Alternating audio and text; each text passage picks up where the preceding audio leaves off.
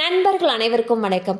இன்னைக்கு நம்ம இந்த வீடியோல கனரா வங்கி வாடிக்கையாளர்களுக்கு மிக முக்கியமான 2 புதிய தகவல்கள் வெளியாகி இருக்கு. ஸோ அதை பத்தி தான் இப்ப நம்ம பார்க்க போறோம்.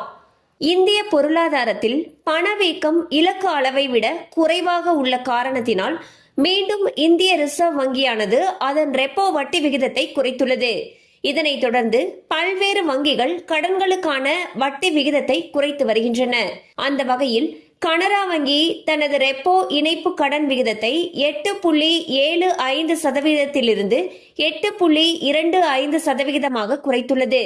ரிசர்வ் வங்கியின் சமீபத்திய நாணய கொள்கை கூட்டத்தில் ரெப்போ விகிதத்தை 6% 5.5% 50 அடிப்படை புள்ளிகள் குறைத்ததை தொடர்ந்து இந்த முடிவு எடுக்கப்பட்டுள்ளது.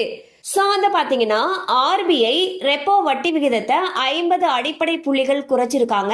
இதன் காரணமாக பல வங்கிகளோ அவங்க கிட்ட வாங்கின வீட்டு கடன்களுக்கான வட்டி விகிதத்தை குறைச்சிட்டு வந்துட்டு இருக்காங்க.